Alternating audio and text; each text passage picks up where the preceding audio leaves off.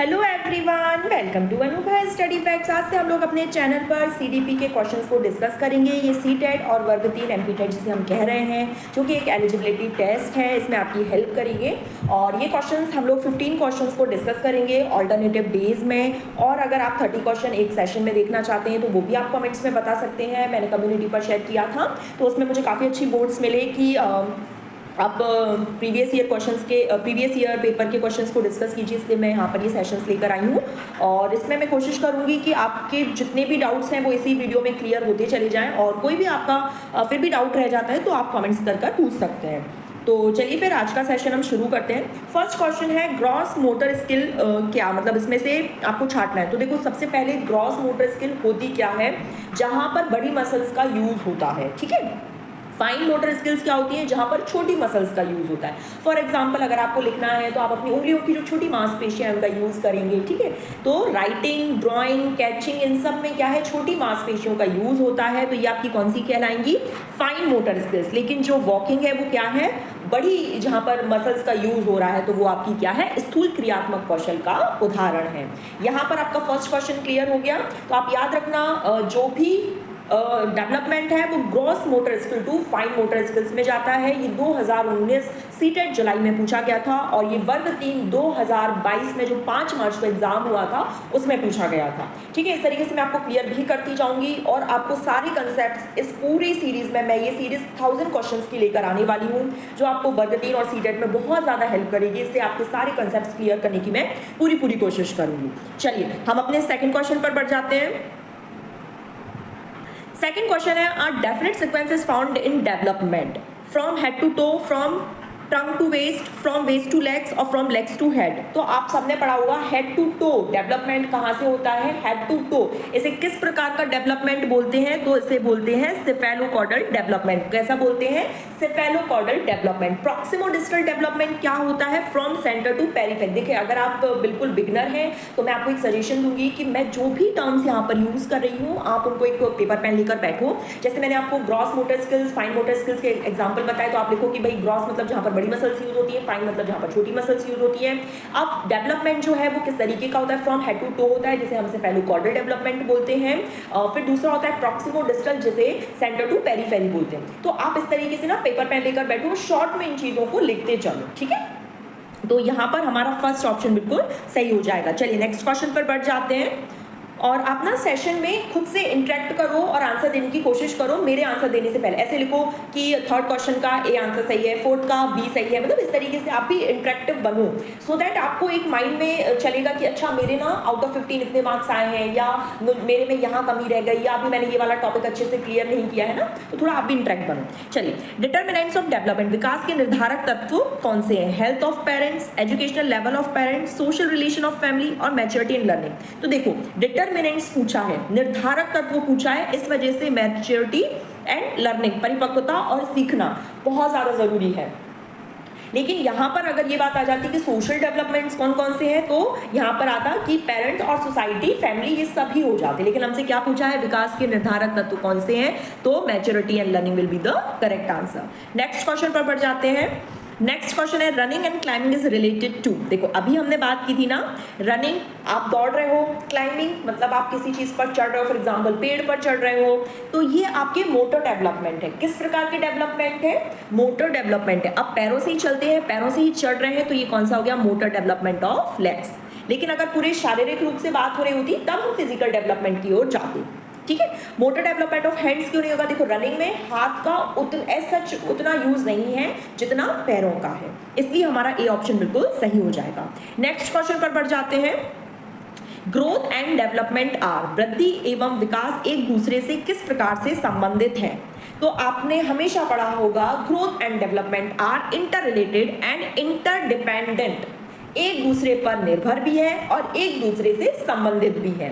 तो inter related और interdependent, देखिए इस तरीके से क्वेश्चंस पूछे जाते हैं वर्ग 3 में और सीटेट में। तो अब आपको यहाँ से ये सब चीजें पता चल रही हैं कि क्वेश्चंस किस तरीके से पूछे जा रहे हैं, क्वेश्चंस किस तरीके से फ्रेम किए जाते हैं। ये सारी चीजें आप लोगों को सेशन के एंड तक बहुत अच्छे से पता चल जाएगी, क्योंकि ये पहला सेशन है, 1000 क्वेश्चन की ये सीरीज रहने वाली है। तो आप लोग थोड़ा सा पेशेंस रखो, थोड़ा सा इंटरेक्टिव बनो, टॉपिक्स थोड़े से खुद से पढ़कर आओ, मेहनत करो। यूट्यूब पर वीडियोस देखो, बहुत सारी अपने चैनल पर अपलोडेड है। अगर नहीं देखना है यहाँ से तो किसी भी चैनल से देखो, बस पढ़ो।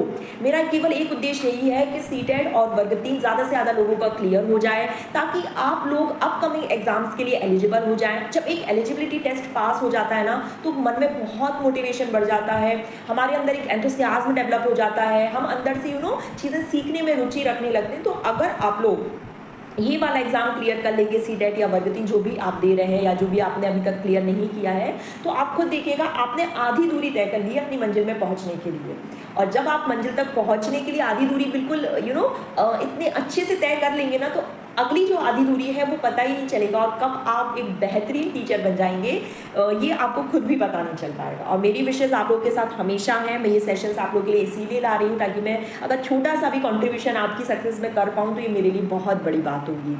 चलिए नेक्स्ट क्वेश्चन है, embryo attached to which part of mother. देखो ये इस तरीके का क्वेश्चन ना सीटेट में सीडीपी में नहीं पूछा जाता, लेकिन हमारे वर्ग 3 में ये इस तरीके का क्वेश्चन पूछ लिया जाता है। ये फैक्चुअल क्वेश्चन है, हमेशा याद रखना वर्ग 3 में फैक्चुअल क्वेश्चन बहुत ज्यादा आते हैं, तो प्लीज सेंटा इसका बिल्कुल सही आंसर हो जाएगा। साइंस वाले बच्चे से रिलेट कर पा रहे होंगे।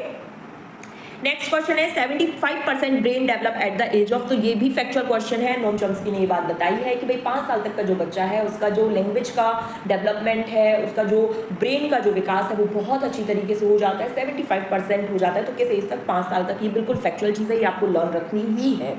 नेक्स्ट क्वेश्चन है the process of spoon holding. देखो अब spoon holding is learn by child, क्या? तो देखो स्पून में आप कैसे पकड़ोगे?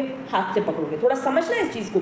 अब आपको वो चीज़, स्पून की जो चीज़ है जो आप खा रहे हो, फॉर एग्जाम्पल रबड़ी खा रहे हैं आप चम्मच से, कोई बच्चा रबड़ी खा रहा है तो वो सबसे पहले चम्मच को हाथ से उठाएगा और उसको मुंह तक लेकर आएगा, तो वो आई और हैंड का कोऑर्डिनेशन इसमें बहुत अच्छा होना चाहिए। तो आई और hand coordination will be the correct answer. ठीक।